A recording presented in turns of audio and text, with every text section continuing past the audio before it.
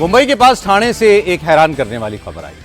Meera road इलाके में एक शख्स ने धर्म पूछकर 2 सिक्योरिटी गार्ड्स पर जानलेवा हमला कर दिया। पुलिस ने इस मामले में जुबैर अंसारी को गिरफ्तार कर लिया है। जुबैर कल रात ठाणे की एक कंस्ट्रक्शन साइट पर पहुंचा। उसने वहां तैनात 2 सिक्योरिटी गार्ड से कलमा पढ़ने को कहा। जब वो नहीं पढ़ पाए तो पूछा कि क्या वो हिंदू हैं, और जैसे इन लोगों ने कहा कि हाँ वो हिंदू हैं, तो जुबैर ने सिक्योरिटी गार्ड राजकुमार मिश्रा और सुब्रतो सेन पर चाकू से जानलेवा हमला कर दिया। दोनों सिक्योरिटी गार्ड गंभीर रूप से घायल हुए हैं। हालांकि पुलिस ने सीसीटीवी फुटेज की जांच करके घटना के कुछ घंटों के अंदर ही जुबैर नाम के इस शख्स को गिरफ्तार कर लिया।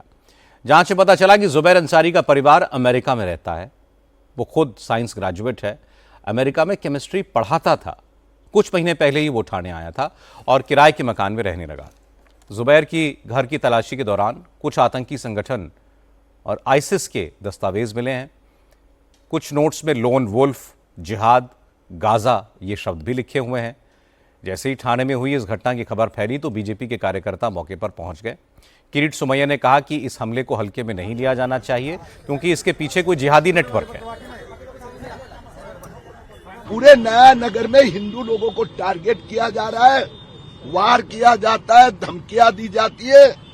इसी प्रकार से ये दोनों जो सुरक्षा कर्मियों को कलमा पढ़ने को कह के जो जैब जुबैर ने जो वार किया है, मैं इन सब जो जिहादी लोग हैं उनको चेतावनी देना चाहता हूं।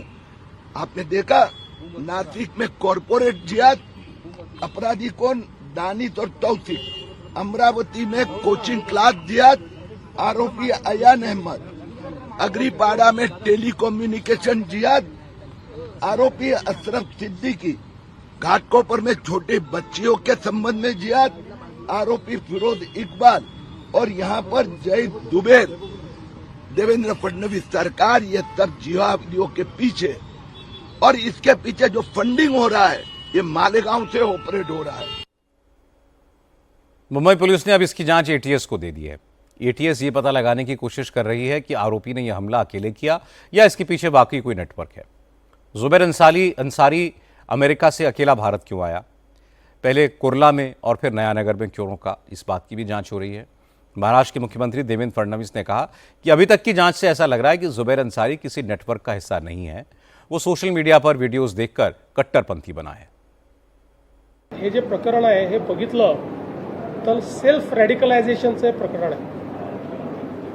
मोठ्या प्रमाणात पुस्तकं, साहित्य, इंटरनेट या माध्यमातनं रॅडिकलायझेशनचा जो प्रयत्न आहे त्या प्रयत्नातनं हा जो व्यक्ती आहे, आरोपी आहे, हा तयार झालेला दिसतोय।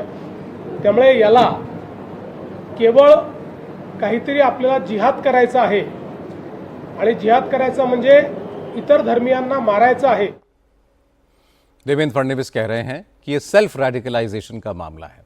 जिस आरोपी ने चाकूबाजी की घटना को अंजाम दिया उसने किताबों, साहित्य और इंटरनेट के माध्यम से खुद को कट्टरपंथ की ओर प्रेरित किया। वो जिहाद करना चाहता था, इसलिए उसने इस तरह की वारदात को अंजाम दिया। यह आरोपी जुबैर अंसारी पढ़ा लिखा है, खुद टीचर है। अगर ऐसा शख्स अमेरिका से भारत आकर इस तरह की हरकत को अंजाम दे सकता है तो ये चिंता की बात है और इस मामले की जांच गहराई से होनी चाहिए।